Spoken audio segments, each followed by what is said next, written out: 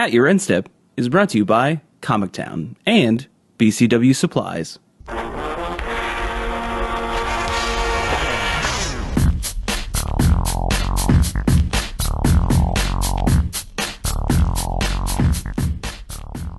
Hello, and welcome to At Your End Step. My name is Morgan, and I'm here with Mike. Hello. And we have another fun-filled episode for you folks this week. Of course, we had, GP Columbus in our hometown that we all attended, including Katie, who's also in the room right now. But that's my wife, if you didn't know. Yeah, correct. So we have that to talk about, as well as GP Bologna. And then Bologna. And then we had the first, constructed tournament with Star City Games Atlanta with Dominaria in the mix. So we want to talk about that for standard and theoretically like older formats as well, because we had some Dominaria cards show up there as well. But we want to talk about our community stuff first and foremost. So let's jump into that. So there's a bit of a news roundup that the mothership posted. Here was sort of an odds and ends. It was posted by Blake Rasmussen. Rasputin? Rasmussen. I knew that he wasn't dead. Well, he was notoriously hard to kill, obviously. He's a tricksy wizard. He is. It would make sense that he would work for Wizards of the Coast, so let's be fair. Just a different coast. He used to be that Russian coastline. He was really, into like twisting the whims of the Russian Tsar, but he was like, actually just want to make card games. I just want to make card games? This is it's a weird thing. Immortality, you kind of just run out of passions. I like this idea of Rasputin who was like, okay, so like power's great, but have you tried solitaire? This is awesome. I mean, I just want to make games now. I don't even care about, like... He stops doing magic tricks, starts doing real card tricks. Oh, man. Sorry. No, that's good.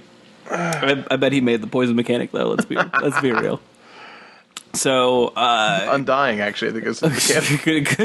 Good one that he could have done. So, good news for Dominaria. It had the largest pre-release ever, which is... kind of crazy to think about. Yeah, I read that and I was like, oh, they must mean like the new in-store versions of pre-releases, because for some reason in my mind I assumed that the older style of mass pre-release had to have been bigger, but I guess the player base has grown enough that no, that's definitely not true, and that's kind of crazy. And I think that a lot of it had to do with the set itself, which I think is important. I mean, we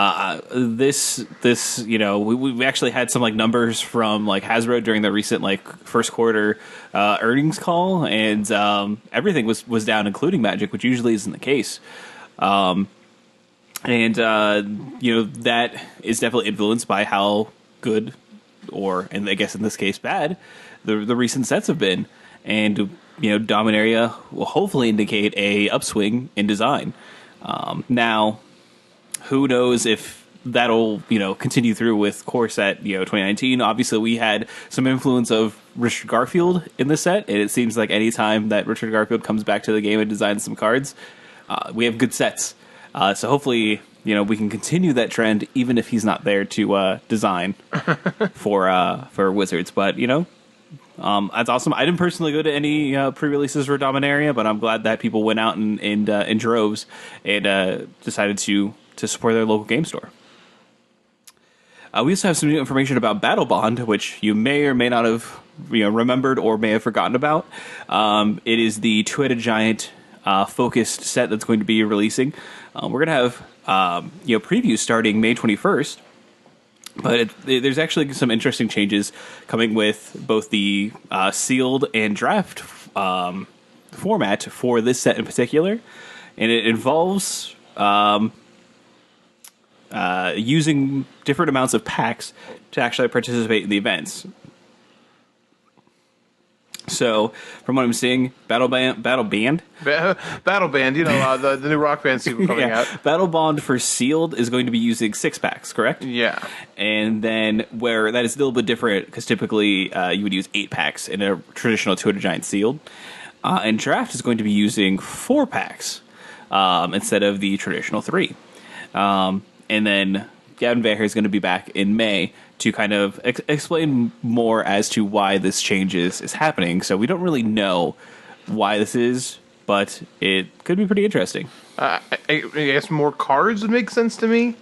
Sure, more cards for draft, but less cards for Yeah, seal? I mean, Team like, of Giant Seal? like in a pack is what I mean. But like, I don't know. That would be my thought. That could be the case. Like 20 card packs, but you know what I mean? Because I don't know, they've got to do something for it. But I'm still excited for it. The card from the most recent unset, which I can't remember for some reason, unstable. There we go.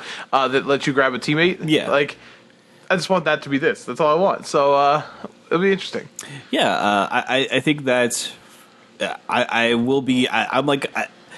I don't get the lessening the packs for sealed and increasing it for draft, which doesn't make sense to me.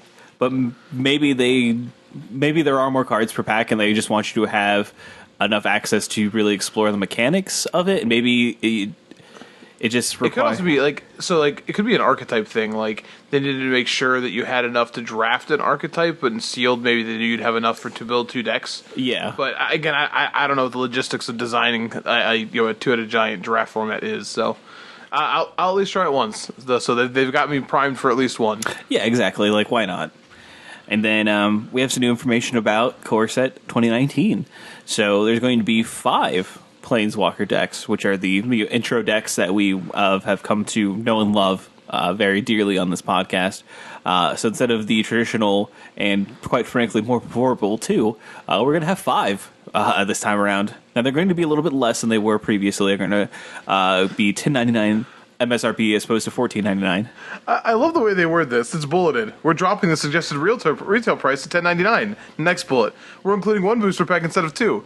Oh, so you dropped the price A booster pack. $4? Yeah. Weird. Crazy. It's like they've dropped the exact price of a booster pack. Yeah. The savings. And they've been better designed to integrate with the welcome decks, which are the 30 card decks that people can get to have access to for free to learn Magic for the most part. And usually get those at like open houses, which they do mention in this section of the article as well. So so if Planeswalker decks are your are a big deal to you, congratulations, you hit the mother load with the core set. And it's not that weird to see them add more for the core set, which is an introductory set. So they want to have more introductory product that they can kind of introduce, and like that way you can at least get every color represented in those intro decks. So if people do a pre-release and they really liked playing this one color, then they have a deck that they can sell them and give them like a welcome deck as well, and you can tune that. So it all kind of makes sense. But these Planeswalker decks have been notoriously trash, so who cares? I think the one piece of information to take from it is the fact that you have 5, meaning those 5 walkers will appear in the core set. And I'm interested to see what that, like, are they reprints? Are they new? Like, yes. not the Planeswalker not deck the welcome ones. decks. Those are going to be trash. Not the Planeswalker deck but ones. It does mean we are at least getting 5 Planeswalkers in the core set. Yeah, which is something that we haven't had for a while, to have a set with just 5 Planeswalkers. It also means it doesn't have to be Gatewatch, though. I know this is like a quote-unquote villain-themed set, a Bolas-themed set, but it also means that we could get, like, we could see Garruk, we haven't seen in a while, or Koth. Kothwatch 2018. I feel like I say Koth, and I just get like that No Man's Land stare, where I'm just like, Koth. We need... Koth. Okay, Koth. so, real talk. We need new green and red Planeswalkers. I'm tired of... I'm thinking this is done for a while, obviously, with, leaving the Gatewatch. I'm tired of this. Very, very tired of this. Very sleepy, I get it. Not an interesting character, in my opinion. No, kind of a racist. Yes, so kind of been retconned not to be a racist. Yeah, but still there. but still kind of there. But it still happened. It's like when you get judged on tweets that happened. Like that's not the real. I've educated myself. I was like, yeah, but it's still there. You didn't delete the tweets and you went back to them. This being sent to car.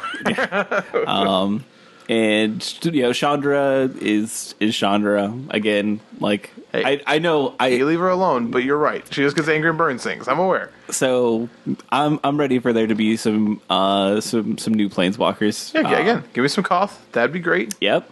Garruk would be fine. Maybe black Garruk instead of green Garruk. Now, yeah.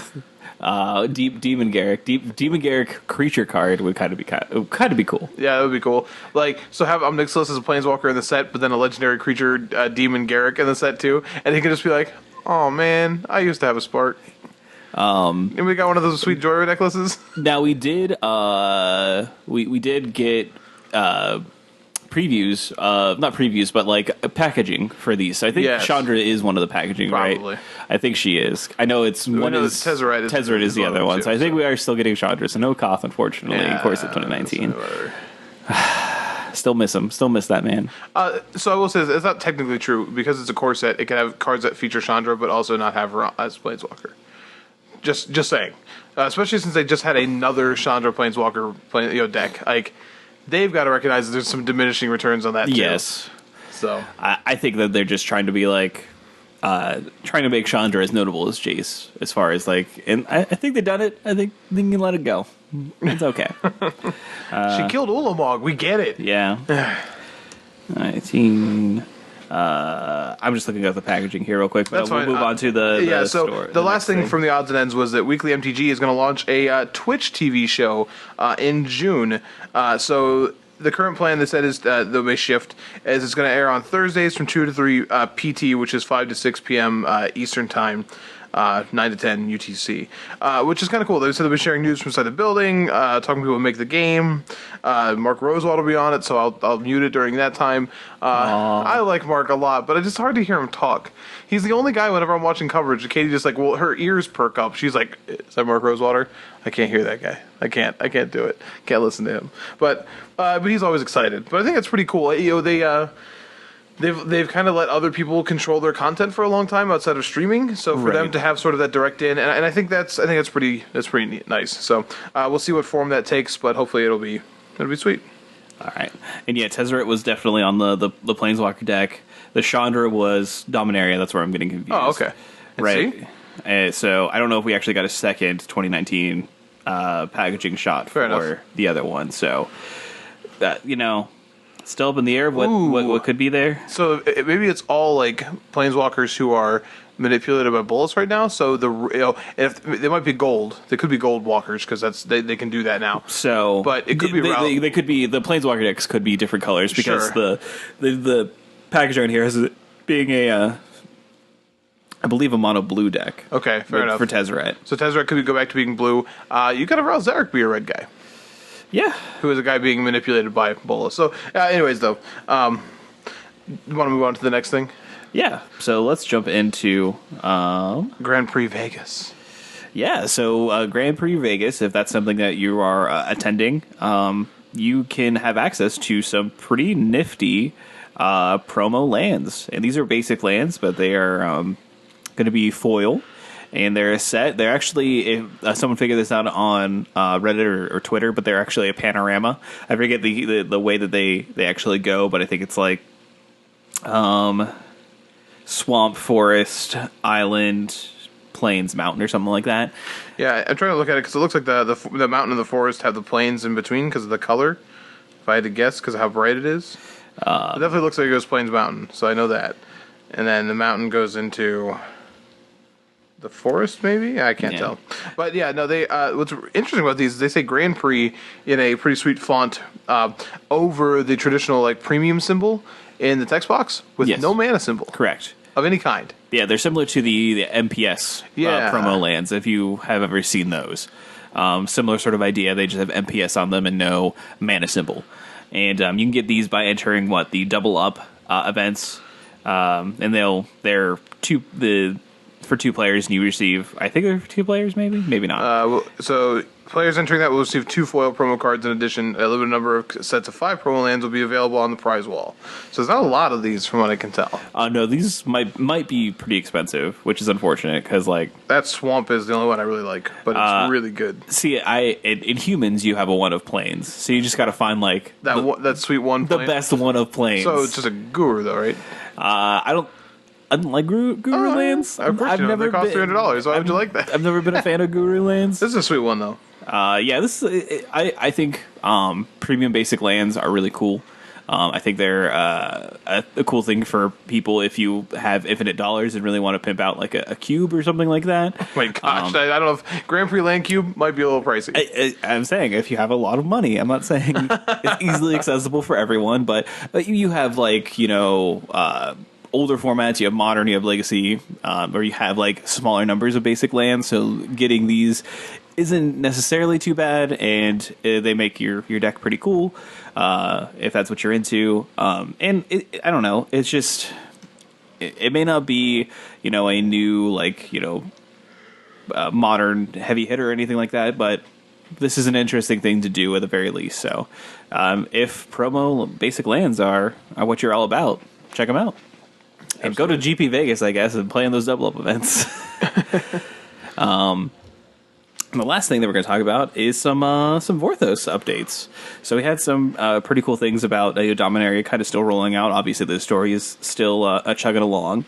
But I think the coolest thing that we kind of have is this sort of cartography article about the actual cartography of Dominaria, and how there have been a lot of times basically areas of Dominaria that have been talked about, but no one has taken the time to actually plot them out and put them on a globe, which is basically what they have done. Yeah, and so things have changed from when we first started in Dominaria to where we are right now. So figuring out how all that works together is kind of what this article is about. Yeah, it was really cool. So is Pete Venters, Ethan Fletcher does an interview with him and talks about it, and it's just a really, if you are a lore person, this article is really cool. And if you're a person who enjoy like cartography in any fashion, it's also pretty cool. He talked about having to use some forms of trigonometry he hasn't had to use in a long time to figure out how to work this. But yeah, Dominaria is an interesting place because they kept adding new land masses later. So, for example, Otaria being the biggest sort of headache, because Otaria is a whole continent that got added really, really late in Dominaria's history, if that makes sense. But it's, if you're looking at it from a lore perspective, it can't have been added. You can't add a continent. It had to have been there in some fashion. And just going through and then figuring out where these tiny little islands that only got one mention go, and where this goes, and how we could fit it all together and turn it into this map. It was, I don't know, it's very cool, and it makes me really happy that somebody cares this much about it, because they could have just been, they could have just not done this. They could have just not taken this step, and taking this step is such a big deal. I think I don't know. There's probably no other plane that needs this kind of work. We just saw a pretty cool map for Ixalan, and that was the focus of being on maps because of having the Explorers theme was cool. And I wonder if that got them thinking okay, we did that. Let's I guess it's time to finally sit down and do this for Dominaria. Yeah, I mean, out of all the places that we've been, I'm fairly certain that a map of Dominaria or a globe of Dominaria is what a lot of people would really want. It really speaks to them as something that is as sort of a payoff for spending a lot of time and energy into the lore of the game, and to kind of see it come to fruition is pretty nifty. And I think that you even have you can get prints and stuff like that of the map, which is really, really cool. So getting a large print of the Dominaria map would be the perfect gift for somebody who's really into Magic. It could be for a future birthday or a Christmas present or anniversary gift, something like that would be kind of perfect. Pretty subtle with those hints, huh? I was trying to hint to my wife, and she just wasn't listening. Sad times. I want to talk a little bit about story updates. Yeah, go ahead. I was about to lead into that. I appreciate that. So in the last few weeks, we've had the story going to Teferi. And I think that's pretty cool. We got two sort of snippets of Teferi. We got a snippet of him as he is now on the plane, and then we got a snippet of him right after the mending. So the current version of him was trying to solve a puzzle, a puzzle crypt left behind by Urza. And Urza was a jerk. So and he's going with his daughter, who at that time is about as old as he is, not actually in years, but about physically. as old as he looks. Yeah, so he looks about 50, and so did she. And they were solving these things together. And that is when Jorah and the Weatherlight crew show up, and they're able to help him sort of solve Urza's this whole. I don't want to call it Urza's puzzle box, because that'd be it's too simple of a pun for a guy like Teferi and his own puzzle box. But essentially, what they retrieve an artifact, and we don't know what this artifact is, but Teferi thinks it can help him bring Zhalfir back. So, if you don't know what these words mean, I'm not going to try too hard to catch you back up. Essentially, Teferi once was phased out his entire home, city, his home, society, so they wouldn't be able to fight in the Phyrexian invasion. They wouldn't get destroyed. He thought he was keeping them safe, and then he gave up his Planeswalker Spark to fix a rift, and then couldn't bring Zhalfir back. So that's the Zhalfiran Void. There's a card, the land card. You can kind of see the outline of it in the clouds, and he can't bring it back anymore, and it's not great. So he's trying to see if he can find an artifact powerful enough to maybe bring it back, that Urza may have left something here. Some people have suggested that these are pieces of the Legacy, which the Legacy weapon is what helped kill the Phyrexians. I do think it would be really hilarious if in the last 2 weeks Teferi started collecting Legacy Stones at the same time that the Marvel Universe is collecting Infinity Stones. Or people said that this could be like a second Legacy. Yes. Because the pieces of the Legacy there was a lot of crazy things, including the Meek and the Might Stone. Is Might okay? I think it's the Might Stone. That used to be Urza's eyes, and it was also what sealed the caves of Koliya. So if you know all this stuff, then it goes crazy. Yeah. And so everyone sort of helped him with that, including Gideon and Liliana. What's really cool is that Liliana definitely has heard of Urza, and I think that's pretty cool. And something I hadn't caught on to it's something one of the things I'd read mentioned again, that Liliana has used the curse Urza's eyes before, instead of saying oh darn, she's like Urza's eyes like this, and I think it's really awesome that Urza is used as a curse word still in Dominaria, so that makes me really happy. And then there's a really cool conversation where Teferi essentially talks about being as old as he was, and he's this pre-mending walker, and how he's learned to deal with his mistakes and all these things. He's really had time to think about this, and everything he says, Gideon can just tell that Liliana hates that he's done this. Yeah, okay, I get it, I'm terrible. Shut up. But then we get to go to see how Teferi came this way, because if you knew Teferi in the older storylines, he was kind of a jerk. He thought he knew the best. That's why Zhalfir's gone, and he was kind of he wasn't Urza bad, but he was not great. Right. And once he loses his spark and becomes mortal again, he sort of has to learn to be mortal, while also dealing with the fact that anybody who knows who he is hates him. So he tries to sort of, at this point, outlive his name. And by the time we see him in the second story, it's been about a decade post-mending, and people are starting to forget. And he looks old enough that, because it's post-mending, Zhalfir was phased out a while before that, so it's conceivably long enough that he would not pass for that guy anymore. He tries to tell people that he was named after his great-grandmother, who they didn't want to offend, but he essentially gets tricked into being attacked by, is that Quende, right? Quende who is the descendant of Magetta the Lion, which is a prophecy legend, who is a Zhalfir in general, and this guy feels like he must kill Teferi to avenge this, and this is where Teferi meets his wife, and his wife is much more understanding, and it goes on to show how she helps him, and then how he eventually settles down, and he becomes a stay-at-home dad, which is pretty cool. And he goes through this whole learning process where his daughter's about to fall, so he freezes her in time, and then freaks out because he didn't mean to. He just sort of does, and he's like, but if I freeze her in time, she can never be hurt. But if I freeze her in time, she can never grow. And he sort of learns about this. So we get to see how he's become the sort of chill Teferi that he is now. So it's a really cool, sort of setup for this. And I know I enjoyed Chill Dad Teferi. Chill Dad Teferi is great. He's got the little Mr. Fantastic lines in his hair. It's great. But the Vorthos podcast mentioned this, and I really love this concept that he went from literally a mortal god planeswalker being to, I'm a stay-at-home dad. Let's take care of my daughter. Whatever. We go and solve puzzles sometimes. On Sundays, we like to solve puzzles. He just watched Mr. Mom a whole lot. But I think this is all leading up then to hopefully this week when Joriyo is going to present him with his spark again, and he has to sort of make this decision. Yep. It's definitely implied, and I don't know how phasing works, in lore, but it's definitely implied that if he was a planeswalker, he could get to Zhalfir. And I'll have to ask a friend of the show, Keller, about that, if he can actually get to Zhalfir. But if he did, how does Zhalfir, is there mana in the phase zone? Do they eat? Are they frozen in time? That's something I'll have to renew. But I like to have this idea that we know he's going to join the Gatewatch. He has an Oath card.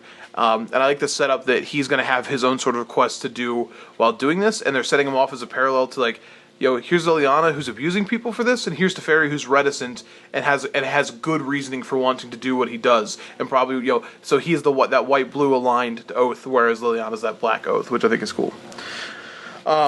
And one thing I want to mention with that is I've talked to a bunch of other podcasts on here. Apparently, this is the show where we tell you what podcast to listen to, which I know there's other podcasts that do that too, so I don't know. But there is a Magic Story podcast, which has Ethan Fleischer and Kelly Diggs, which has been focusing the last 2 episodes on Dominaria, and they're supposed to do it for another 3. Whether or not that happens the same way, I don't know yet, and we'll talk about that in a second. But I want to make mention that if you really like delving into some of this lore stuff, then those two guys are incredibly knowledgeable, and this is coming from the Mothership. And they also talk about, they talk about they answer questions from their listeners, and some of those questions have gone pretty deep. Like, does Dominaria have space? It does. Yeah. It does, by the way. Yeah. It has 2 moons. One, which is the Null Moon, which is created by the Thran. It talks about, like, they gave the name of another planet in the solar system of Dominaria, so that's cool. And they said that not all planes have space, but this one does. They mentioned that the slivers do still exist, and they made very specific mention that just because it didn't show up in the set doesn't mean that it's not still on the plane. So that was pretty cool. Yeah, because they were... I forget what section of the it was Otaria, right? Yeah, Otaria. They don't really talk about Otaria. We know the Cabal comes from Otaria, and we also know that the Riptide Project is what happened at Otaria, which is how the Slivers got recreated after they technically. That's where Legion happens and Sliver Hive Lord and all that kind of stuff. Yeah. Or Sliver Legion. I don't remember which one. But they said that they had a saga, which is like the Riptide Project, that they had looked at, but there weren't slivers to support it. They did talk about how slivers are really hard to design for because of how much dedicated space and they take up a lot of space. I will say the way they talked about it, and with current one set design parameters, I think it's going to be a long time before we see slivers again. That's a different conversation, but based on what they said it takes to put them into a set, it's a lot of space. But anyways, they had a couple of really good questions, and I would strongly, if you are like me and you are, full speed ahead on all this lore stuff, I would do that. That being said, Kelly Diggs no longer works for Wizards of the Coast. That was announced this week. He announced it on his Twitter. It doesn't seem... I don't want to speculate too much about it. I tried reading up. He didn't really give much information, but it certainly wasn't him taking another position. It didn't seem overtly amicable, like, yeah, we planned on this. So I don't know what happened, and it makes me really sad, because Kelly Diggs is the guy who knew everything. So, yeah, I don't know. Well, obviously, no one really knows except whatever Mr. Diggs chooses to share with us via his social media. So we are kind of at a loss, but I think it is weird to have this, but we don't know like what kind of pipeline they have there in as far as like their world building and story. Who knows where he was currently with his projects? Maybe they are just sort of done with everything, and he wanted to move on. But I do, hope that whatever he does next, that he finds enjoyment with. He is definitely a smart fellow. Who knows a lot about Magic and can probably apply, the things that he learned with WotC to most any sort of deep lore property, world building. Yeah. I mean, like to be honest, like that's becoming so much more of a thing with, like with video games, with movies, like everything is built on let's make this and make a sequel, make a real world, and so I'm sure like a man of his talents will be within want if he wants to pursue that life, but who knows? We can only speculate. I think it's very frustrating, and again, I got to do a little whole section on Vorthos here, and I've just been so excited about it, and it's been so satisfying. Everything about the set has been so satisfying, and they post something like biggest pre-release ever. And it's like, great, you focused on the story, you brought these elements in, you did it perfectly. Kelly Diggs, you're fired? That doesn't make any sense to me. So I don't know what that could have been, but it does seem like WotC is not allowed to do anything that doesn't have some other poor timing thing stapled to it. So yeah, I mean, we'll just have to wait and see what happens as far as that goes. But I'm sure that he definitely had a lot of influence on Magic sets to come. So we may not even see like this impact until, maybe this time next year. But I feel it now. Yeah, I get that you feel it now, but like the sets may not be affected, or at least the storyline may not be affected until. All right, well, as long as it's Future Mike's problem, then yeah, that's it's definitely a future Magic the Gathering players' problem. So that's it for our community segment. Before we jump into competitive, do you want to give a shout out to Comic Town, one of our lovely sponsors? They are going to be hosting Ohio Regionals for Star City Games. It's going to be at their current location, and you can find out more details about the tournament by visiting Comic Town Gaming Center on Facebook, or by going to worldofcomictown.com in your browser. And I know Star City Games will actually have some information about their regional tournaments as well. So if you want to know the nitty-gritty sort of details about everything that's being offered as far as prize support and everything like that, check that out too. I will tell you that you can pre-register for this event using an Eventbrite link, which is on the Comic Town Gaming Center event link. And the first, I want to say either 200 or 250 players get the playmat, which is really cool if you haven't seen it. The turtle with the magic symbols on the back, and I believe token as well. So if you want to pay your entry fee and get that free swag, you should pre-register. Oh, for sure. And I know that it's going to be modern. It's going to be popular. People are going to show up and want to compete. So if that's something that you want to do, definitely get on top of it before it's too late. And that tournament's going to be on June 2nd. So definitely don't snooze on it. All right, so competitive. So we have 2 limited GPs to talk about beforehand, and we want to get those out of the way before we dump. That's not really what I want to say. Jump is more accurate. Jump into Star City Games Atlanta. So, first and foremost, GP Columbus. Oh no, you ruined it. I did ruin it. I'm so sorry. You ruined it. You didn't hear anything. Yeah, just take that out of your mind. Anyway. So GP Columbus is what we're going to be talking about first. Yes, that one. We'll get to Bologna at a different time. We had a team. It was me, Mike, and Katie, and we didn't do so well. We didn't do so hot. It's a pretty bad tournament for us all in all. I don't know. It was team sealed, and with any sort of limited tournament, you can open good, you can open bad, and sometimes you just have to make the best of a bad pool. And I wouldn't say that our pool was bad by any stretch of the means, but I would say that at the best it would have been like a pretty difficult like day 2. Yeah, middling is the best word for our pool. It was. We didn't have anything. I didn't feel like we had anything absurdly powerful. Did we? We had a Shalai, which was in we had a Bant ramp deck. Yep. We had an Ariel. Yeah, which is we built a black white aggressive deck to mid range. But like those are, as far as like anything you would consider like a true bomb, those were the 2. Yeah. Which isn't bad. Like 2 bombs aren't bad, but spread out a little bit. The power level was a little bit low. Right. I don't think we had any sort of blow me away mythics or anything like that. Oh, no. As far as that is concerned. And I don't even think we have any mythics. No, we do not. Oh, cool. Real cool pool. But we had, and a couple of our rares were just dual lands, which isn't the best. We did put them to use though, so that was fine at the very least.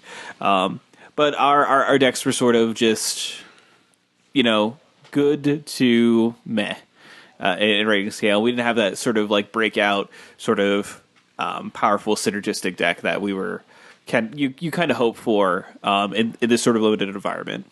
And I think our decks skewed a little bit. Our card pool skewed aggressive, which I don't think benefited us in the format. Yeah, it certainly didn't. So I do think that we, having looked at the pool and what we did with it, I think we did the best we could with it. Yeah, I wouldn't have built anything else, I don't think. So we had, I played a blue-red, Wizards heavy, more aggressive deck, and it was definitely the weaker of the 3 decks. It had some really good tempo draws, but it dealt with a lot of bounce. And I had some not so great luck with it. I definitely played against our first round opponent who played the turn 4 Thran Temporal Gateway both games. and had all the legends to go with it, which made all of my bounce spells really, really bad because I wanted to play like my Aether Mages and bounce, and you couldn't do that. So Right. so it was like that. That was just rough, and I won. I went 2-2 with that deck. Morgan, you played as you said, a black white. It was Mardu, I guess technically. It was a slight splash. That's true because for, we had for red. We had two Tianas, Yes. the ship's caretaker, and we also had a bombardment. Yeah. Which is a fine card. Yeah, I think it was worth splashing. We had a clifftop retreat, so it helped Yeah, with the splash. it was definitely worth splashing. The Tianas were pretty good because flying is really good in the format in general, and it was worth to have them. But they were just also had a Quende to make them. double strike, the Quende was pretty good. A lot of my creatures just naturally had first strike, and then we had one of the lances, which basically said when Quende was out, target creature gets double strike on your turn, which is pretty sweet. I definitely think that there were some absurd things that happened, some absurd lines that definitely happened towards us that were pretty unbelievable. I definitely got beat by an opponent that kept a one lander. And just missed 2 land drops. Missed 2 land drops. Didn't hit land drops. Land drop drew at 2 until turn 4. And just crawled their way back into the winning the game, which was pretty rough. Yeah, Morgan hit land drop 11, and it was like, well, okay. Yeah. But you're not here for bad beat stories. That's true. No, we don't do that. But yeah, I think the tournament was fun, and I'm glad that we know that Dave actually teamed with a couple of his buddies from Boston, and they actually day 2'd and went X4 in the tournament. 18th, something like that. I want to say 18th or 21st, but they cashed.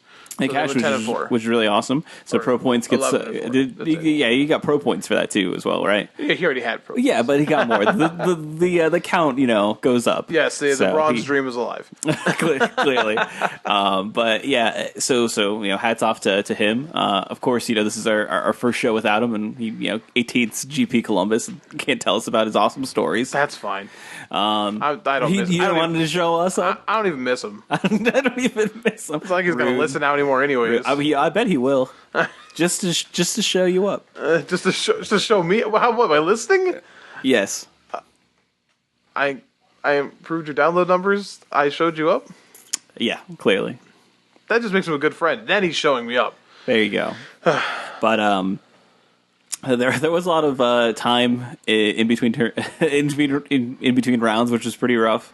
But I don't know, that there's only so much you can control. You have I think the issue with that obviously is usually when you are coming to time, you have one game, one match that's going on, potentially one game. So you have 3 heads on each side trying to find the best line to not lose the match. So things are just going to go on longer. I don't know. There's really much control that Channel Fireball events could have really had over that. Some of that though wasn't just that though. When you go 20 minutes over round, you've done something wrong, regardless of what's happening for matches. So. I guess.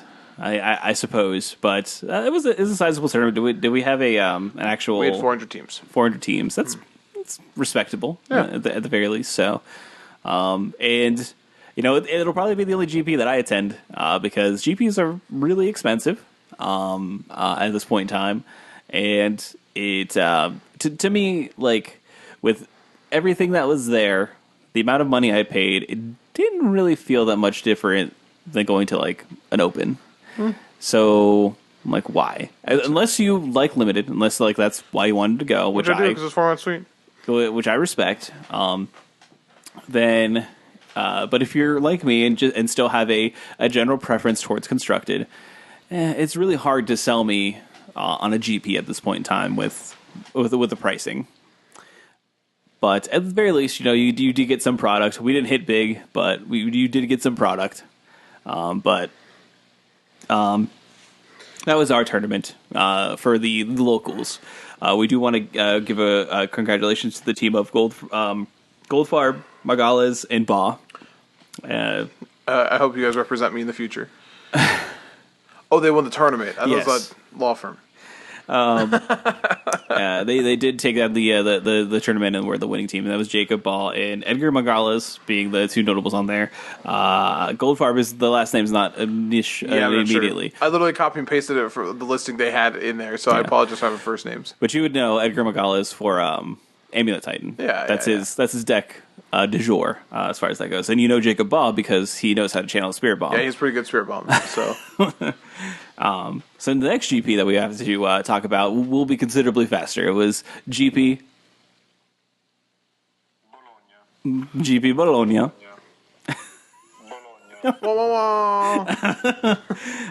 It was won by Antonio Pinto, David Miani, and Usma Sajid? Sure. Sorry for those. This one I copy and pasted. They had first names. Yeah, so. Sorry for the people and their names that I obviously butchered. Butchered your name, but you won that tournament. You did win that tournament. I think Congratulations. It's okay. Got you to the Pro Tour. Got you some money. Got you some trophies. Those are all great things. So hats off to you. All right. So any final thoughts for the opens for the GPs? We got to do a little bit of practice with it, and I will say, regardless of our bad pool there, I really have enjoyed the format. It feels deep. It feels like all of the removal, like a common, is relevant against all the cards. There are definitely bombs in the format, but the bombs are, for the most part, interactable. Like, you can interact with them outside of, like, Teferi. Like, that card's just disgusting. But yeah, this is a good Magic card. But, like, I don't know. I really like it. I'd have to play more with the format. I think, like, it's definitely a little bit slower. It feels like it should be a little bit like wider, but you also don't have the fixing necessarily that you would in other formats. So I don't know how deep you can really go as far as like colors and anything like that. I know obviously like you recently drafted a 4-color pile. I mean, and you know, my wife's deck in that tournament was a 3-color ramp deck that never had any issues with mana. Right. And I think that you have to look green. You really do. Yes. But I think that it is easier to play more colors than you would think. And that's possibly also true with blue as well. So the one thing that's true about really slow formats is that it's a lot easier to splash colors anyways. Yeah. And there's like you have the Skittering Surveyor, the 1/2, which can fix for anybody. You have things like Opt and a lot of Scry, and you have Dark Bargain that can help do this in black. It's actually, I think, a little bit easier to splash than I initially thought as well, and I think it's easier to play a lot of colors. And my 4-color draft deck, I tweeted a picture out of it because it's amazing. Oh, it's just everything starts with Tatiova because that's the best thing ever, and just that's just a gross Magic card. Yeah, it's great. It's just a definitely gross Magic card. I think Llanowar Elves is also like. Oh yeah. During GP Columbus, I think 3 out of the 4 rounds that we played, which obviously shows you how well we did. Yeah, 1 of 3. 3 of them started with my opponents playing a green-based Llanowar Elves deck, and my deck just. It feels like if that's what you're doing in this format, like you're leagues ahead of a lot of other strategies. There's definitely a removal for that, though. You have Fungal Infection and Shiv on Fire.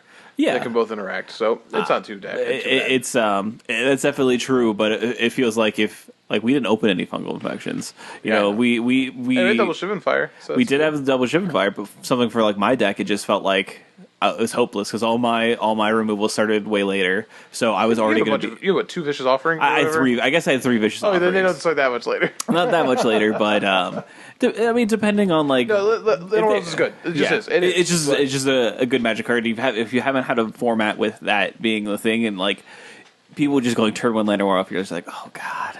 I will say this: it doesn't feel as bad in this form as it did like the last time. I can distinctly think of like a 1-drop elf in a format being incredibly good was like Avacyn, or Innistrad. Like Avacyn's program was obscene in that format because the way that some of the 3-drop werewolves worked. But because this format starts at 4, Tauren Llanowar Elves isn't normally as punishing as it is in other formats. Most of the 3-drops are most of the 3-drops get bricked by the 1/3s, so you're not too terribly behind, and it gives you at least a turn to interact before they get to the 4-drops. So I don't know, I think it's pretty well balanced. Yeah, I think that obviously. Your 2-drops are either 1/3s or you don't play them for the most part, or they are 3/2 first strikers. Or they are flying first strikers. Or they're flying first strikers. So. I've really just been genuinely underpressed with like a 2/2 for 2 in this format, even if it has lifelink. You have to have enough short swords, and then they're okay. Sure, you'll sell me on that, but I think like you can only have so many. Like there's a lot of room that you need for your limited decks, and like being bogged down with equipment while being good, and like my deck was perfect for equipment, but we can only play like two, right? Because we just had needed room for other things. So you couldn't cut it for removal spells because you needed those in the format, and you couldn't cut it for creatures because you need things to hold on to the the short sword or the lance. So they're good, but you can't just overload on them. Right. But yeah, I don't know how much more limited I will obviously be playing of this format. If I'm going to be playing FNM, it's probably going to be standard or modern, and but I don't think it's a bad format by any stretch of the means. But I'm just not like necessarily sold on unlimited in general. I guess Dave has a box, so we'll be drafting Dave's box at some point then. I've enjoyed every draft I've done so far, and it just feels so much better. And maybe it's part of it. It just feels so much better than like Ixalan did. But I thought like our Amonkhet was a really good format. So I think this is better. Yeah, I don't know. So this feels like, to me, this feels better because the format is so powerful, but still really balanced. Like like I said, the bombs you can interact with. A lot of your best cards are uncommons, sure. And like I don't know. It just feels the power level of the set is kicked up a little bit, but because it's so balanced and the power level being kicked up a little bit, like the decks can compete. Like there are cards like it's like Ariel, for example, that you had, or that like when you play that. I think in a format like Ixalan, like you play a card like Ariel in a format like Ixalan, you probably just win the game. And it wasn't consistently true. Well, in a format like Ixalan, you never got to turn 4, or you were just dead. I mean, if your bomb was turn 4, you were probably fine. But potentially. But yeah, this format you don't have to curve out like you did in Ixalan. It rewards you for trying different strategies and playing with different cards, and I don't know. I think it's very good. I don't think that this limited format is good for aggressive decks. Yeah, and that's fine. I guess I'm okay with that after playing. After watching my wife literally draft like decks that had 11 2-drops so that she can go undefeated at FNM. Like, I think I'm 100% okay with this. I get that, but as a person that likes to play aggressive decks, that's why I'm not like tuned in to this format, because it is. I think it's a little bit harder to draft sort of a mid-range deck or a control deck.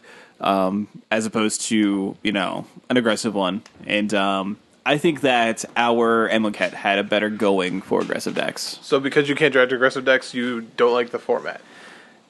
You know what? Get out of your wheelhouse, bud. There's a whole wide Dominaria out there for you. I get it. They got two moons. They do got 2 moons. I'm just saying, like, it is tuned to be slower, and that might turn some people off. That's all I'm saying.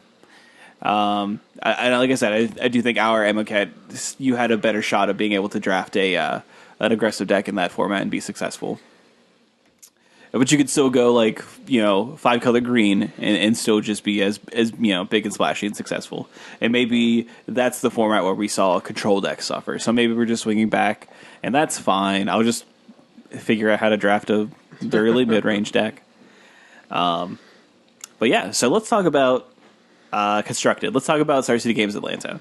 So this is a team constructed event, so we can take as much of it as we can from the format, but obviously we have 3 competitors playing, and the results won't necessarily show us what the best standard deck is, best modern deck is, whatever. But this is the first time that we do get to see Dominaria in action. And the winning team was, I know it had. I clicked on the deck list, and that was Brian Basoko, Jonathan Job, and Rudy Briscoe. Rudy Briscoe. Yes. I clicked on the the team opened the deck list link that you put in there, and I'm like, yeah. So it was the decks in modern. The modern deck was humans. The standard deck was blue-white control, and then the legacy deck was death and taxes. So congrats to them, and so like where do you want to start? So here's the deal. Let's see if you want to talk about things that aren't standard first. We can do that because I don't want to spend as much time on Modern or Legacy just because we actually have a new standard format. Yeah. Like we can mention things like Andrew Jessup's Affinity deck in Modern, and I make mention of it only because one, he opted not to play Karn, so I know there's no of that, but he did have an Antiquities War in his sideboard. Interesting. Yeah, so I think that's kind of a sweet. Like out of the 4 drops he could have chose, that's the one he did, and I think that's pretty cool. Antiquities War seems like a pretty good tech against Stony Silence. Yeah, like just a way around. Yeah, it. like this is a way for all of my artifacts to finish you off, despite the fact they can't do anything. Because you know what they can do? They can attack you for 5. Exactly. So that's pretty good. He also a lot of Affinity lists have been picking this up, which is Torpor Orb. Yes. I don't want to tell people about it because I play humans, and that's kind of lights out a little bit for humans. It is an artifact that says when your things enter the battlefield, they don't cause abilities to trigger. It's real bad. Humans is a deck that is ETB.deck, and that really hurts. Yeah, I feel for you. No, I know you don't. I know. I will say the humans list in first place. Brian Basoko's list was also playing Damping Sphere as a 2 of. So we see, knew the card was probably going to show up. It did. Yep. It kind of did nothing on the weekend, though. Yeah, that's which true. is actually a Star City Games. The commentators have bingo boards. That was one of the slots, and like I said, it pretty much didn't really do anything. I do want to note that the one of Restoration Angel, which has kind of been a hallmark. It's sort of been a rotating 4-drop du jour. So people were playing like Pian Kiran Nalar, or they were playing Whirler Rogue, and we see or Restoration Angel, which obviously not a human, but still very powerful, especially like when we say that you have a lot of enter the battlefield abilities, and also just in general saving your creatures, pretty beneficial in a lot of ways. So I really I like this list. I like how it's set up and everything like that. So if you are looking for a good humans list going forward, I would give this one a shot. And there are plenty of other humans lists that you could take a look at because it was a lot of humans. It was the most played a deck in Modern, which isn't surprising for a team event. Like people are going to pick like just the most powerful deck and kind of roll with it as far as that's concerned. So I don't think we need to start taking up the pitchforks against humans. I just think like this is just how the tournament sort of broke as far as that goes. I do want to mention 2 more things. So Jeskai Control in 18th place, which is Benjamin Nikolic, playing that Teferi. Yeah. In the main. Over what has at least recently been the slot for a Torrential Gearhulk. Mm-hmm. Got to tell you, Teferi, especially in Standard, but Teferi is pretty good no matter where he showed up. That card went from like $15 to $40 over the weekend. So, oops. Yeah, I'm pretty okay with the ones that I procured beforehand. I have one, so good. Yeah. It's cool to see some of the Dominaria cards, show up and try to make an impact even on this format. I think it's more surprising in Legacy that we see. Well, I have one more. Okay. Sorry. I'm jumping ahead. Last list I want to mention is Grixis Pyromancer, which is Logan Presley. This is 24th place, and this is a take on the obviously the Pyromancer list we've had the most been Mardu, but it brings back blue and it's playing things like Opt and Thought Scours in the main. It has Snapcaster Mage, only one of them in the main, and it has a little bit of blue out of the sideboard. So it's kind of interesting because it just totally forgoes Lingering Souls, and it doesn't seem like it gets much in return for that. So I guess I'm not totally sure why you want to do that, but there it is. It does play a Hazard the Fervent in the main, though. But like for me, like when I see this list, like I said, I've been running the Mardu Death Shadow list. It's just like you'd have to show me why this is better than just running Death Shadow. Some people, for like Grixis Death Shadow. Yeah, like you'd have to show me why this is better than Grixis Death Shadow. I think that they might make the argument that tokens are stronger than a 13/13. Maybe, but you're only running Young Pyromancer, so like you don't have any other tokens, so you're not really. It's just Pyromancer, not like Yeah. I don't know.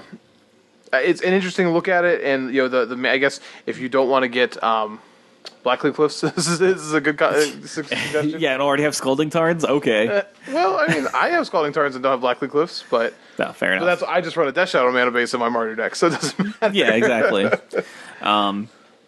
But yeah, so that is modern. Shout outs to Soul Malka, playing Black Green mid range. Never change, Soul. Never change.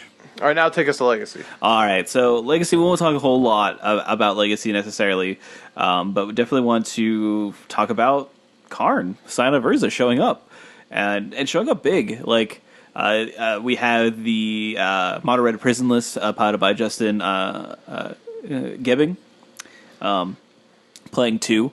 But I know that a lot of I think that a lot of the format was Mono Red Prison was a pretty popular choice. Grixis Delver still very popular. Yes. Still probably like king of the legacy decks talking here, but we definitely saw it show up, and then we have what I believe. So there's a couple in the Eldrazi Stompy.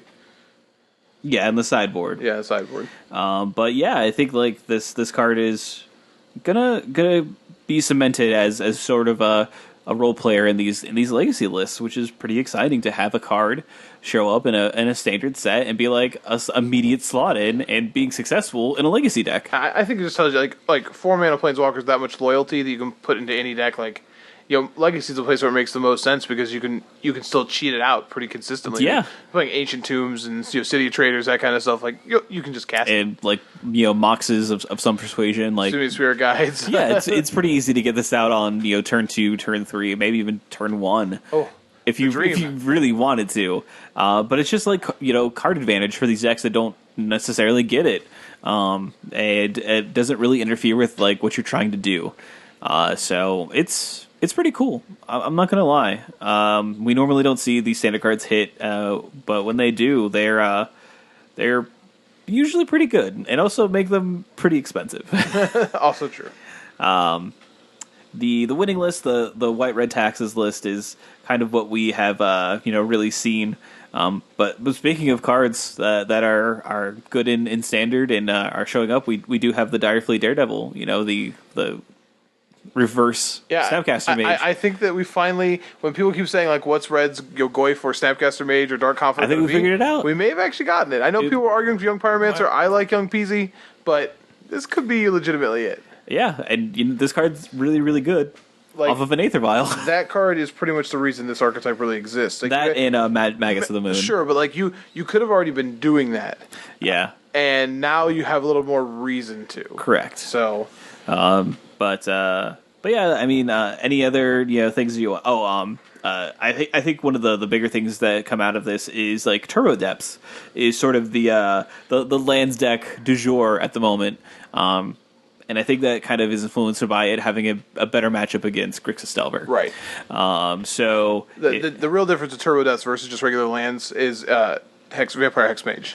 Yeah. So, and you're not playing, you're not playing a lot of the other like landscape. No, you're not playing the dirtily gamble. Like, you are just trying to make this happen and make it happen immediately. Yes, you're forcing the combo. You don't care about card advantage or anything like that. You're just saying, I am going to do this. Can you stop me? Yes or no.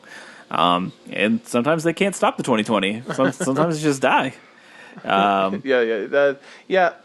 Merit Lage asks a pretty specific question. Like, very specific. So, can you? No. GG's. Yep.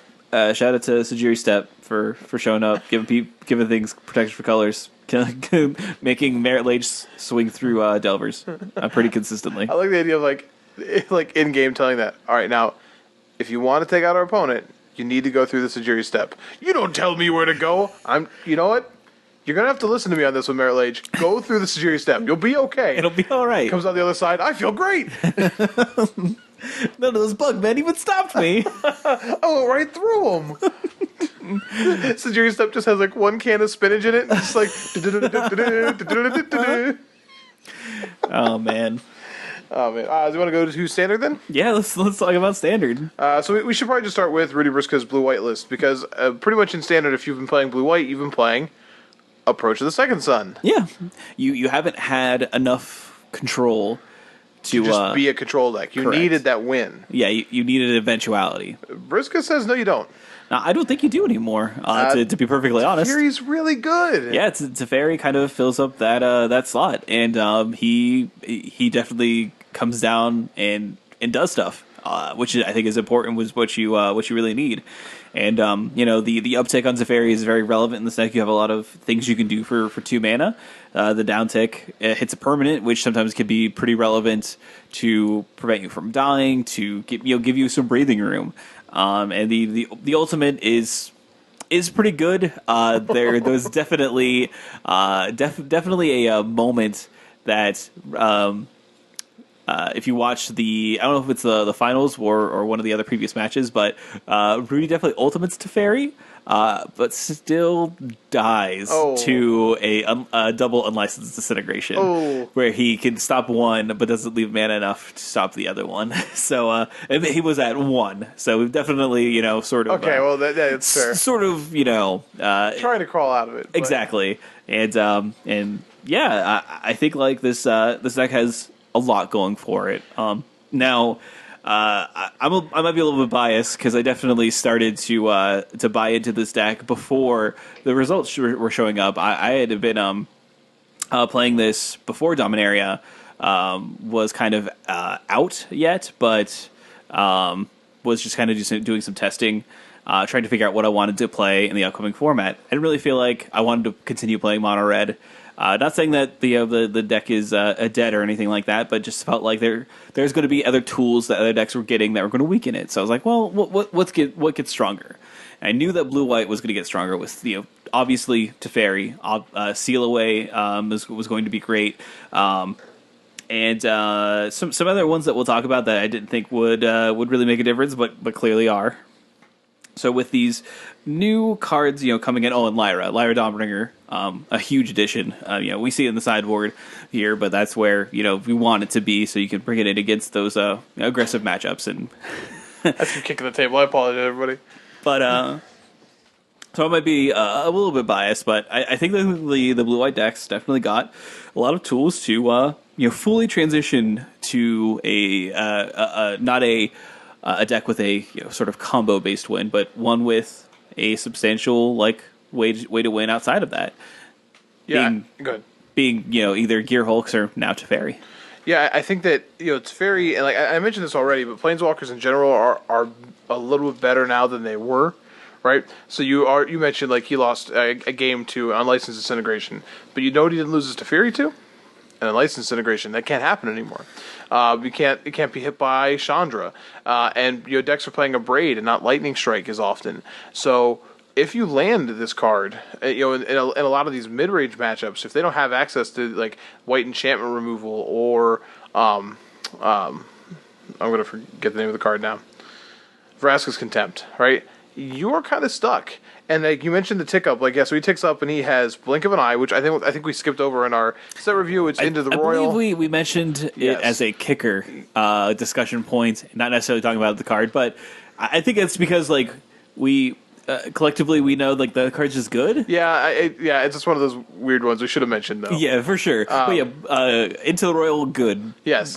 Blink of the Eye, good. If you wanted to know why it's not called Into the Royal, it's because the Royal isn't on Dominaria. Yeah, I think that's what we mentioned. Okay, yeah, I will make sure. As far, but so you have that you can play. You can play Essence Scatter, Negate. You can play Seal Away, and you can cycle your Irrigated Farmland when you untap with Teferi on that first turn. And if you get to untap with it and you have 2 of these, right? You just have a way to use that mana and still interact with the board. I don't see how you lose those games. Guess what's really good at using your mana your turn and then you get to untap it? I think it's called Search Risk. I think it's called Search Risk. Well, I think it's called Azcanta the Sunken Ruin, but whatever. Is that what yeah.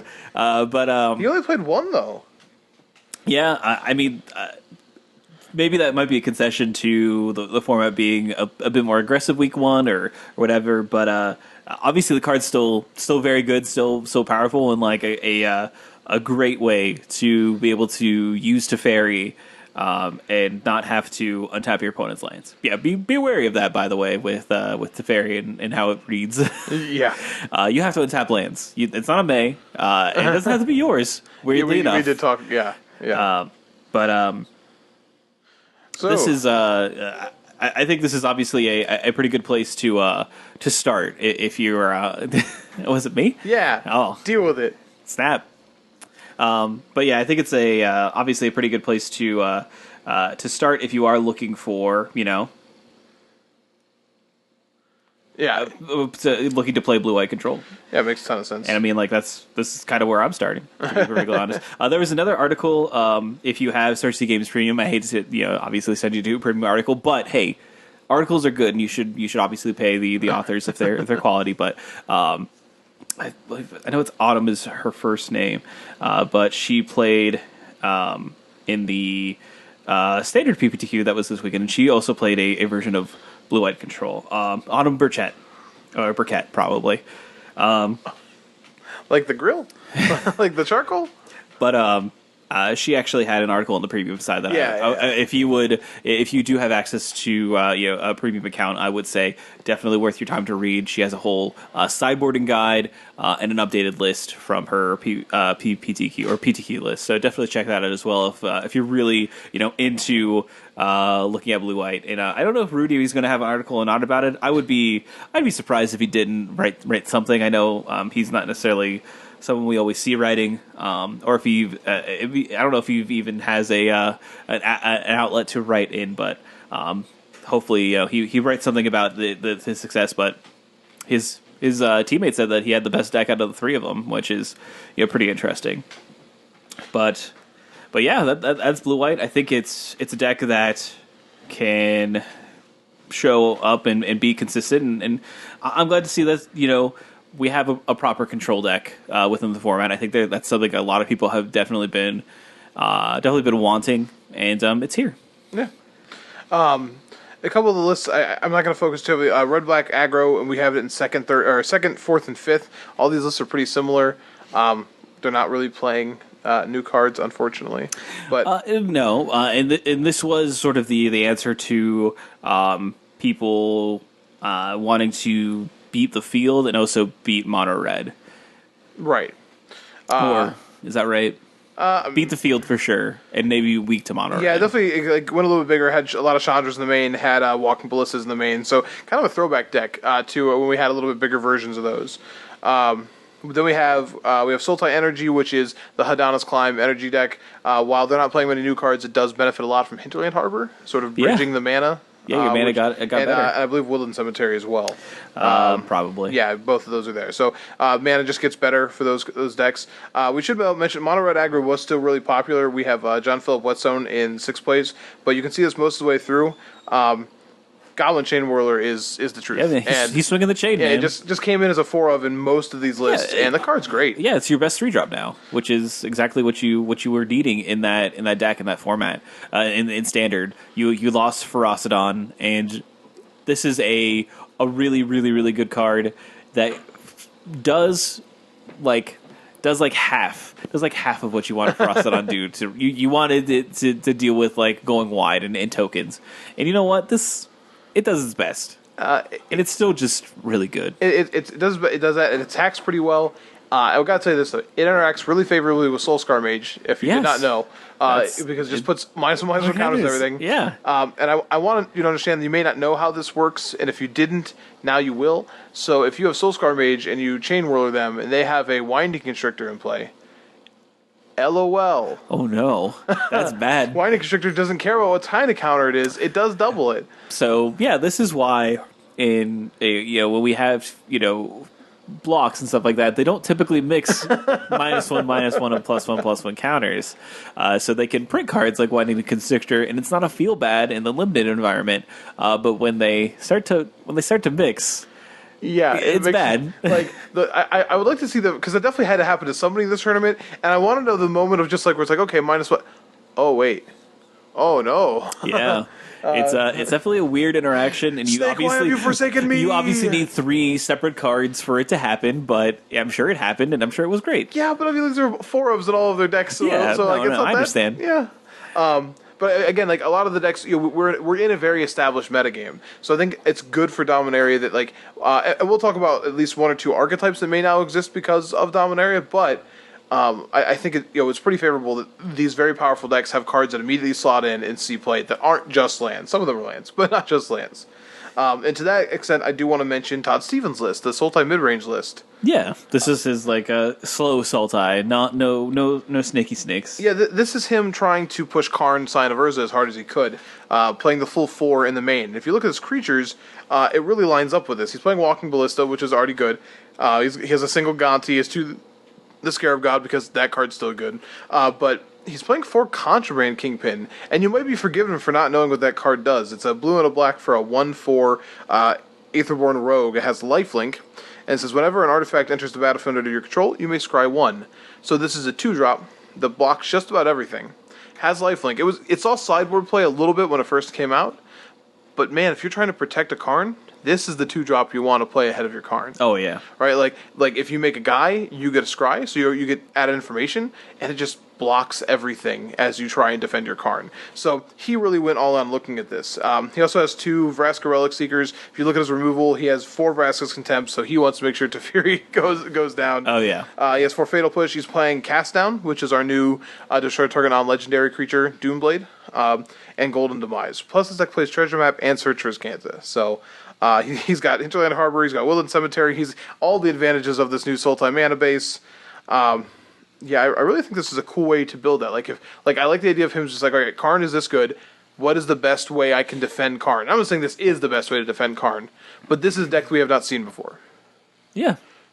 This deck, gets better just for the sheer fact that your mana base gets better in these Sultai builds. So you can you push it a little bit harder, which is maybe what this archetype needed, and then you get this powerful 4-drop card advantage engine, and you want to make something of it. So I think this is pretty good. Gonti still pretty good. Another card that is going to be showing up, I really think is going to be showing up a lot more is Argul's Bloodfast. Yes, yeah. That's a really powerful card to the sideboard. A lot of cards in the main deck of some decks that are if blue-white control is something that becomes more of a thing, then this card is a great way to counter that if you are playing black. Just for the sheer fact that it's just, again, a cheap card advantage engine, and they're not going to blue-white's not going to pressure your life total, so you get a lot of looks, a lot of grabs with this. So that as we get further down, we start to see some pretty interesting ones. I know we have one of Morgan's favorites. We have a green-white aggro deck that is playing 4 Shalais, and a Voice of Plenty, and 3 Lyra Dawnbringers in the main, and 2 Angel Sanctions. By the way, that Lyra Dawnbringer Angel Rider is relevant in this deck. It most certainly is. This is more of a bigger aggressive deck. We're not going to see any of the. Yeah, this isn't your kitty cat one. No, this isn't a tokens deck. This isn't a go wide deck. Not saying that those can't still continue to exist in all honesty. This is something that is a little bit of a bigger sort of go to, but I do believe that they're within the Magic Online PPTQ and the Magic Online PTQ that happened that we already kind of alluded to. There was a Appeal to Authority deck somewhere in the top decks in there. So if you want to see something like that, maybe check out some of those results as well. I do want to make mention that this deck was playing 4 Adventurous Impulse, and this is a card that when we talked about it in our set review, we weren't sure what it would do. But if you compare this deck to the green-white decks of Innistrad, our last Innistrad foray, it's playing a role similar to that of Oath of Nissa. So I think that's fairly interesting. It just allows you to have something a little bit more consistent. Yeah. Another deck to look at is we have Blue-White Historic. This is Luke Purcell in 18th place, and this is they call it Historic. It's pretty much Blue-White Flash. Yeah. But a card that I don't know if we actually talked about at all, was Wrath. Did we talk about Wrath Capuchin? I don't know. Yeah, I don't know either. And Wrath is a card that I think is getting more talk surprisingly. When I saw Wrath, there's been uncommons like that I'm just like, oh, this is a guy with Flash. but the historic rider on it makes it kind of sort of interesting. So when you look at this, it's playing Walking Ballistas, it's playing Wrath, it's playing Lyra Dawnbringer, it's playing Karn and Teferi, shocking, and it's playing things like Seal Away, Thopter Arrest, Cast Out. So cards that either already have Flash or when they gain Flash become pretty powerful. Walking Ballista with Flash is scary. Yeah. Like, very, very scary. Lyra Dawnbringer with Flash, it's really, really scary. And some people have mentioned that, flashing in Planeswalkers is cute, but there are ways to set up boards where you don't have to tap out on your turn. He's playing Essence Scatter, Negate, Disallow, Supreme Will, Settle the Wreckage. He can play all those things, keep them up, and then still land his Planeswalker to try and untap to defend it. So, only playing 3 Wrath Capuchin makes me feel like, as cool as it is, it might not be as important as it seems, right? Because when you want all 4, if it's really the crux to playing your deck. Maybe I'm wrong on that, but it's certainly a different take on the blue-white than we saw already in first place. Yeah, I think that there's a lot of interesting things that you can do. Obviously, Ref interacts really interestingly with Sagas. Yeah, which he has 4 History of Benalias in his sideboard. Because when the Saga enters, it gets a counter. Yes, and then when you get 2 Knights pretty quickly. Pretty quickly. Out of nowhere. So you could John Cena some nights. You didn't even see him, and it's nights. Dun, dun, dun, dun. But obviously, we've seen Blue White Flash. In previous standard formats, be very powerful when you can interact with your opponent at instant speed and can always force them to either interact with you or on their turn instead of. On your turn instead of their turn, they can really take advantage of that. And I think like Wrath allows them to play this kind of game, and it's powerful. I don't know if this will be a thing that we continue going forward. Sorry, it's me. It's still me. It's coming from my laptop. It's just sorry. It's not me for once. We use Discord. Guess what? It's a great way to keep in communication with each other. So. There you go. That's what those are. Ding. But it's interesting. It's interesting to say the least, and I wouldn't underestimate it. I think it's you might be not enough one way or the other. You might be not enough control and not enough like mid range aggro or tempo to really keep up with everything. As much as the flexibility of a control deck might allow you to have to really sort of metagame. You have a lot of slots that you probably can't change or the deck doesn't function, while control you can have flex slots. So we'll see if this continues to be a thing, but it kind of shows you that there are cards in Dominaria that might be surprising and might catch you off guard. And I was certainly surprised to see a deck like this exist. And people kind of go towards this to actually put something together. It's pretty unique. Sticking with our saga theme, that we should also talk about.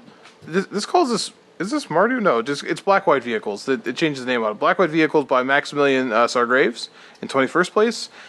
So notice here we have 4 Banalish Marshal, along with Scrapheap Scrounger, Toolcraft Exemplar, and Dauntless Bodyguard. Which, by the way, that you have vehicles in here, including Heart of Kirin, which means that now has 3 power with the Banalish Marshal to crew the Kirin. So that's cute. Mm-hmm. We have Karn. We have 4 Servo Exhibition and 4 SRAM's Expertise and 4 History of Benalia. So the tokens are everywhere, and this deck's really trying to abuse Banalish Marshal. Like, how many things can it grow to go with this? And I think it's a pretty interesting take on this. Everything in here seems like a real threat, and Banalish Marshal seems pretty scary to go with it. So I kind of like this build of vehicles. Yeah, I think that this next 6 months might be vehicles sort of heyday for a bit. I think they got a lot of powerful cards, and Karn's really good in those sorts of decks. Obviously, History of Benalia is really good in those sorts of decks. Banalish Marshal, so on and so forth. You might see them play less colors to play some of these powerful cards, but I know that there was a lot of talk about a Mardu deck that was very powerful. That was Mardu vehicles. So that was floating around Magic Online, I believe. That no one had the deck list for this open, but if they did, that's what they were going to play. I think that's what Todd Stevens said in his deck tech that he recorded. So I I feel like Vehicles is in a pretty good spot. I think the cool thing about going with Benalish Marshall with this too is that Marshall's the perfect creature to crew a Heart of Kieran because you don't want it to be incompetent. Yeah, you never want it to attack. So with it gets to attack for 5 and pump the rest of your team and never actually be declared as an attacker. Right. And I think that is obscene. Yeah. So it's pretty good. And like I just think Heart of Kieran is pretty absurd with Karn. Oh yeah, absolutely. It's so much loyalty, and also it's pretty easy to make to tick down and have a 3/3 already, seeing as you have 2 artifacts by nature of having the heart and the token that he makes. Right. So you're pretty close to having a 3/3 already. And in general, I think it's kind of nice. We have 2 decks that are looking to improve. And have pretty good showings this weekend. That were these, what is the competitor decks or challenger decks? Challenger decks, yeah. And like Mono Red's still good, and you would have Sultai. So like all 4 of the challenger decks have components of, decks that did fairly well this weekend, which is pretty impressive on Wizards, on Wizards' part. In all honesty, yeah. Those were pretty well made, and pretty much did see a lot of what was coming down the pipeline in the format, and you could still get the the Vehicles one in all honesty, and have a lot of the cards that you need. Now, obviously, Karn pretty expensive Magic card, but you don't have to start from 0. Do you remember Heart of Kieran's were like $30 a piece? Yeah, it's $11 for a play set right now. Yeah, so. But that's the influence of rotation coming down the pipeline. And I do think though we should temper this a little bit by saying, remember this is a team event, so any of these newer decks, and I'm saying that as I'm about to talk about the next one. So there's 3 more decks I want to talk about, unless there's anything else you want to mention more. No. But the next one is Mono Black Control, which is by Philip Werner, my apologies, 25th place. And this is the deck that people wanted. This is 20 Swamps, 4 Cabal Strongholds, and Dreadshade. They're all here. So you have Walking Ballista, which, I mean, if you can draw it when you have a Cabal Stronghold that can tap for a lot, it gets kind of scary. Gifted Aetherborn, Dreadshade, Gonti, Josu Vest, Leech Knight makes it here. Lich Knight. I can't ever say that word correctly. I don't know. Write letters to Morgan, not me. Just rhymes with itch. Lotch? Anyways, we have 4 Divest. Yeah. I gotta tell you, that card doesn't... If people are going to be playing the Rudy Briscoe list, I don't ever want to play Divest in my entire life in the main deck. But you're a braver man than I. Again, week 1, like, what would you play main deck? Duress or Divest? The correct answer. Removal spells. The correct answer might be none. I play Bark Dargan's Dark Bargains over this card right now. Like, yeah, I don't. I get it, kinda. I don't think Divest is where you really want to be in the sideboard. Sure, it's great against Mono Red, but. That's about it. Like, in these mid-range decks, it's fine, but if you're playing against any of these control decks, you're going to feel real bad. Yeah, you just feel like the best thing, the miracle thing is you get one of their 4 Torrential Gearhulks. Congratulations. Like, that's a good card to get. You got extremely lucky. But I will say, this deck does some pretty nifty things. We have the Argos Bloodfast we already mentioned as being pretty popular, but it's playing Torment of Hailfire as sort of its end game here. So like if you don't have a Josu Vest, then you can use your Cabal Stronghold to sort of torment them out. Now, I have to say I wonder like how often having multiple strongholds was both good and bad, right? So drawing a second one really late is probably insane if you have something to do with it, because you can tap the first one, float a bunch of mana, then play the second one. But if you ever have 2 in an opening hand, it's probably an immediate mulligan, right? Or is it not legendary? It's not legendary. Okay, never mind. I forgot it wasn't legendary. Still not great, though. No, it's still awkward. It's still not a swamp. I do also want to mention that it's definitely playing Demon Lord Belzenlock, Captain of the Weatherlight in the sideboard, so that's pretty great. Pretty excited for him to make it into this, so we're all proud. Yeah. It is a thing that you can do in this format. It's not a thing I would suggest you do in this format. Yeah. But it is a thing you can do. And you know what? Good on you, Philip, for trying. Yeah, no, and again, I'm not trying to suggest that he was carried by teammates, obviously, to play well for this, but that deck does not strike me as real, but it should be on your radar, I suppose, like if it continues to work out. Yeah. Now, I will say the next deck has gotten a little bit more buzz. But I don't know how real it is. But this is Mono Red Gift, and this is my good buddy Skirk Prospector making a splash. So I think this deck's really cool. Yeah, this deck is incredibly cool. So this deck is playing a bunch of low-to-the-ground red guys with Gate to the Afterlife and Godpharaoh's Gift, and it has the Combat Celebrant package as well. But it has a Rowdy Crew, Siege Gang Commander, it has Hazarets, it has Goblin Chain Whirlers, has Wily Goblin, which, hey, love that guy. Skirk Processors, Fanatical Firebrands, Bomat Couriers. So notice here that some of the goblins, Fanatical Firebrand is a goblin, Skirk Prospector obviously a goblin, Wily Goblin is a goblin, Chain Whirler is a goblin, because it's a Goblin Chain Whirler. So you can, if you have a draw that has one or two Skirk Prospectors in it, it's really easy for you to combo on turn 3 or 4 and literally just have a Godpharaoh's Gift in play. Yeah. Because you sack your Prospector for mana, which then triggers your Gate to the Afterlife, and then that's your way you can dump creatures into your graveyard and then still have mana up to activate the gate, which I think is pretty cool. Rowdy Crew seeing play here is pretty awesome as a way to get more cards into the graveyard.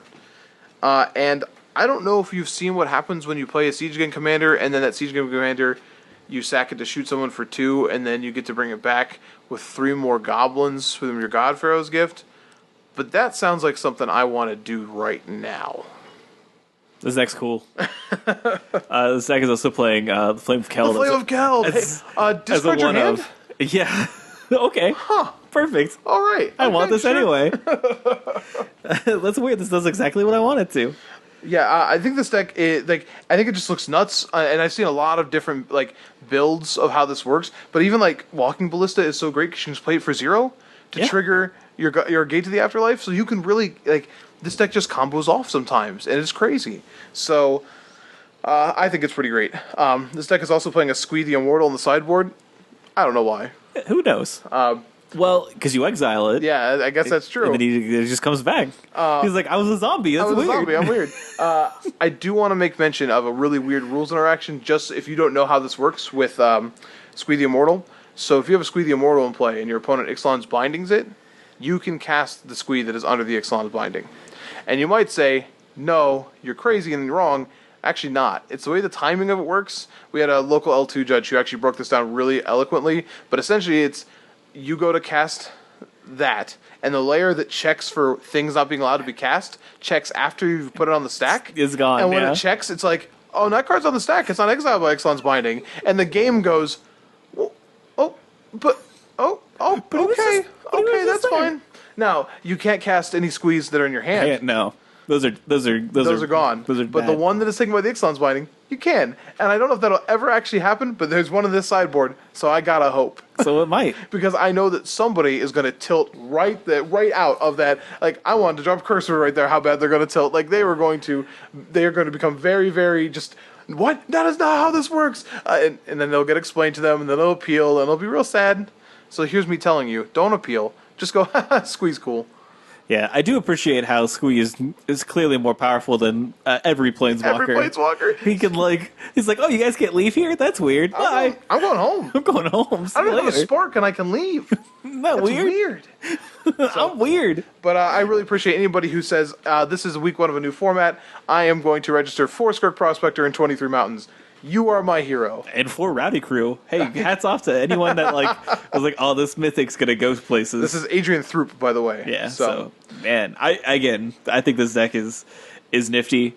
I think I just enjoy the Godbearer's Gifts decks in general and in most every variety, especially the blue red or red ones that are doing the combat celebrant sort of game. Yes. As far as that's concerned, but this is pretty cool. Also, the one of Fight with Fire, by the way. I do hope that he tinned his opponent at some point. I mean, you just get a bunch of Siege Gang Commanders and a Skirk Prospector. Yeah, I know. So, but yeah, that deck looks sweet. There's one more list I want to talk about, Morgan, before we can be done. Sure. This technically isn't on the top list there. You have to go back to our other page. But this is Collins Mullins. Sorry, bud. I'm going to say it every single time. Mono Green Monument, they did a deck tech on, and this deck has caught a little bit of fire online too, so I want to at least mention it. So when you hear Monument decks, in Standard so far we've only thought of Ketra's Monument. Yeah. But this is playing Ronus' Monument, which you might be forgiven for not knowing what in the world that card does. It costs 3 mana, it makes green creatures cost 1 colorless less to play, and it says whenever you cast a creature, target creature gets +2/+2 and trample until end of turn. So it's a green Stompy deck. This is a Land of Elves deck, and this is pretty much the only real like the Constrictor decks had Land of Elves, but like this is a true like you're playing 4 Land of Elves and 4 Steel Leaf Champion. Like as your one, you want to go 1, 2, and 2. You've got Greenbelt Rampager, Merfolk Branchwalker, Jadelight Ranger, and then Galta Primal Hunger. You're a 12/12 resident. You're playing then 4 Blossoming Defense, 4 Heart of Kirin, and 3 Monuments. And I gotta tell you, the Monument here is pretty disgusting. You're talking about every creature that you draw then, right, lets you trigger and make something bigger. And if you're trying to cast your Galta and you have Aronis' Monument play, then it already reduces it 1 technically, but also the trigger then makes your Galta cheaper to cast that turn. Yeah. Which is a pretty cool interaction.